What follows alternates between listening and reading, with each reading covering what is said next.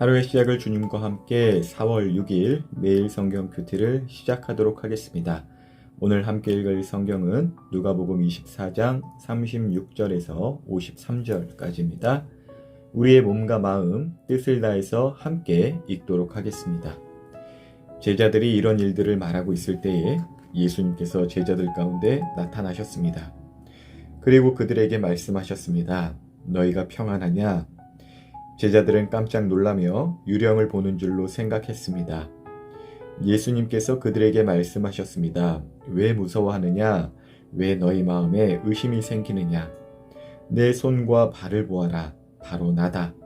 나를 만져보아라. 유령은 살과 뼈가 없다. 그러나 나는 너희가 보는 것처럼 살과 뼈를 가지고 있다. 이 말씀을 하시고 예수님께서 손과 발을 제자들에게 보여주셨습니다. 제자들은 너무 기뻐서 차마 믿지 못하고 놀라고 있는데 예수님께서 제자들에게 말씀하셨습니다.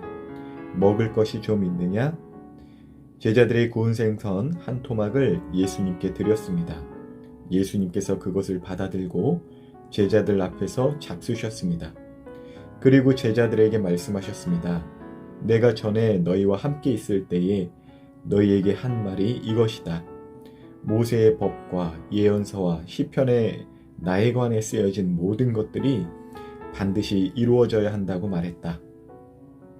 그리고 예수님께서 제자들의 마음을 열어 성경을 깨닫게 해주셨습니다.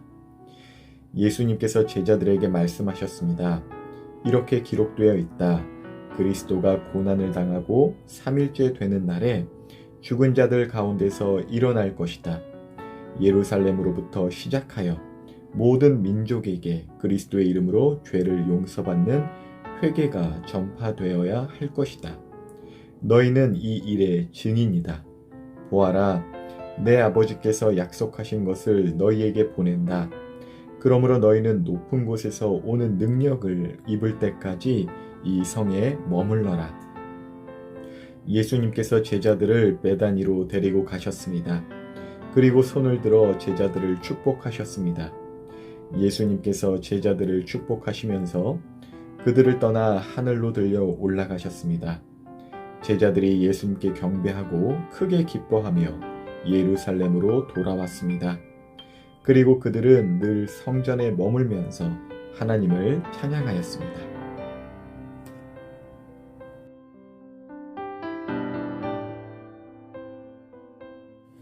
오늘 본문에서는 부활하신 예수님을 만난 제자들이 나옵니다.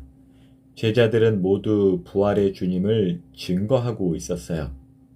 그때 부활의 주님께서 나타나셨습니다. 그리고 제자들에게 못 박힌 손과 발을 보여주시며 제자들의 그 이야기들이 사실임을 드러내 주셨어요. 이처럼 주님의 제자들이 모인 공동체, 곧 교회는 부활의 주님을 증거하는 공동체입니다. 물론 현대를 사는 우리는요, 더욱더 큰 믿음을 필요로 합니다. 저 본문 속의 제자들 베드로나 글로바와 같이 예수님을 본 적이 없기 때문에 그래요. 그래서 저는 오늘 본문을 묵상하는데 문득 이런 생각이 들었습니다. 본 적도 없는 예수님을 우리가 사랑하는 이유는 무엇일까? 당신에게 있는 증거가 무엇입니까? 라는 생각이 들더라고요. 여러 신비 체험을 통해서 예수님을 만난 소식들은 분명히 있습니다. 그리고 그 소식들은 참으로 신비합니다. 바울이 경험한 3층천의 체험보다 더한 신비의 소식들이 이 땅에는 여전히 있어요. 하지만 저는 그 소식들보다 더욱 신비한 것을 갖고 있습니다. 그것은 바로 그러한 신비 체험이 없어도 저 베드로나 글로바처럼 예수님을 직접 본 적이 없어도 그 부활의 주님을 믿고 있는 그 믿음의 소유자들이 바로 제가 가진 가장 큰 신비입니다. 육신의 형통함 속에서 외치는 그 찬양, 그 주님을 찬양하는 것도 참 아름답지만 더욱 깊은 울림을 주는 찬양은 그 육신의 비참함 속에서도 소망을 잃지 않고 하나님을 여전히 신뢰하며 찬양하는 그 목소리들이 저에게는 더욱더 신비롭게 다가옵니다. 본문의 제자들을 찾아오신 예수님께서 제자들에게 요청하시는 장면이 나오네요. 41절입니다. 먹을 것이 좀 있느냐? 이렇게 예수님이 물어보세요. 그전에는 예수님께서 물고기를 잡아주셨고 구워주셨고 축사하셨고 그 사람들을 먹여주셨는데요. 그런데 이 누가복음의 누가는 이 대목을 기록하는 데 있어서 주님의 요청을 조금 더 드러내는 것만 같더라고요. 먹을 것이 있느냐라는 그 주님의 요청. 제가 이것을 계속 묵상하는데 주님 먹을 것을 좀 주세요라는 우리의 그 요청보다 더 큰 친밀함이 느껴지는 것 같았습니다. 하나님은 하나님과 사람의 관계를 나타내실 때 부모와 자녀의 관계로 이제 나타내곤 하세요.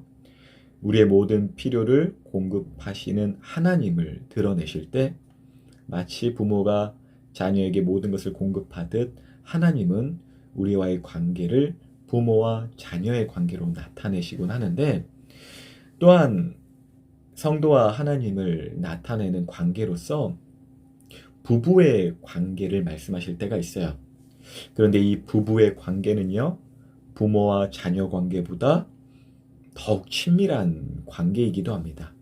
그리고 너무나도 동등한 위치에서 너무나도 애틋하고 친밀한 게 더욱 부각되어진다라는 것이에요. 남편이 어떠한 일에 어려워하면 아내는 가만히 있지 않죠. 아내가 도와줘요. 또 아내가 어떠한 일에 어려워하면 남편이 남의 일처럼 생각하나요? 남편이 도와줍니다. 먹을 것이 있느냐라는 그 주님의 요청은 부부의 친밀함을 느껴지게 했어요.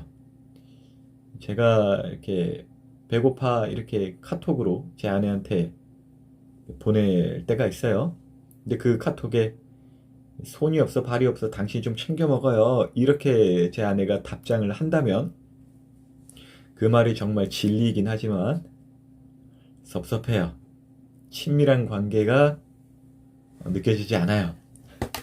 물론 아내나 여자가 밥을 하는 전문적인 사람 이런 식으로 매도하는 건 아닙니다. 근데 주님께서 능력이 없어서 물고기 잡을 능력, 만드실 능력 없어서 제자들한테 먹을 것 있냐라고 물어보신 것일까요? 아닙니다. 친밀함과 소속감을 드러내 주시는 것, 이 부분을 제가 좀 어떤 공감대를 가지면서 설명하려고 아까 제 이야기를 한 거고요. 그러니까 만물보다 크신 주님께서 친히 우리에게 찾아와서 우리와 같은 모습으로 한 몸으로서 우리의 도움이 필요 없으시지만 우리의 섬김이 필요 없으시지만 우리에게 어떠한 섬김을 요구하실 때가 있어요. 그런데 그것이 어떤 의무감이나 무겁게 하는 것이 아니라 주님께서 도리어 우리에게 나타내시는 너무나도 큰 친밀함이라는 것입니다. 이러한 예수님의 친밀함, 이러한 예수님의 요청은요, 정말 그 어떠한 기적이나 신비에서 드러나는 하나님의 전능은 없어 보이지만 그 전능하신 하나님께서 우리를 찾아와서 정말 우리가 우리 스스로를 낮고 작게 여기는데도 불구하고 우리를 신뢰하시며 우리에게 무엇인가 사명을 요구하시는 것, 거기에서 느껴지는 어마어마한 감격이 있다는 것이에요. 쉽게 이야기하면 제가 뭐 아무한테나 밥 달라 하겠어요? 저도 밥할 줄 알아요. 우리 집에 쿠쿠 있습니다. 그리고 제가 아무 짐이나 들어주겠어요? 옆집 아줌마한테 밥 달라고 절대 안 그럽니다. 밑에 집 아가씨 짐 쳐다도 안 봅니다. 제 아내 짐만 들어주고 제 아내한테만 배고프다고 해요. 앞서 우리가 갖고 있는 부활의 증거가 무엇입니까? 그리고 본 적도 없는 부활의 주님을 사랑하는 까닭은 무엇입니까? 라는 질문으로 묵상을 이어가고 있는데요. 저에게도 물론 신비가 있어요. 어느 누구에게도 뒤지지 않을 체험이 있습니다. 하지만 그것들은 때론 의심을 줄 때가 있어요. 하지만 흔들리지 않은 가장 큰 은혜와 신비가 있습니다.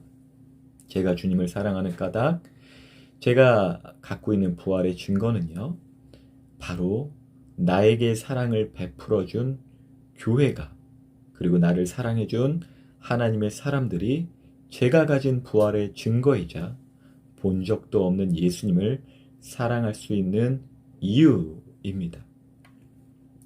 제가 산부인과 지식이 많아서 제가 태어난 과정, 그 갓난아기 때 태어난 과정을 녹화해서 갖고 있다면, 비디오 테이프가 있어서 그 증거로 인해서 우리 엄마 뱃속에서 내가 태어났다는 것 믿고 사는 것 결코 아니거든요.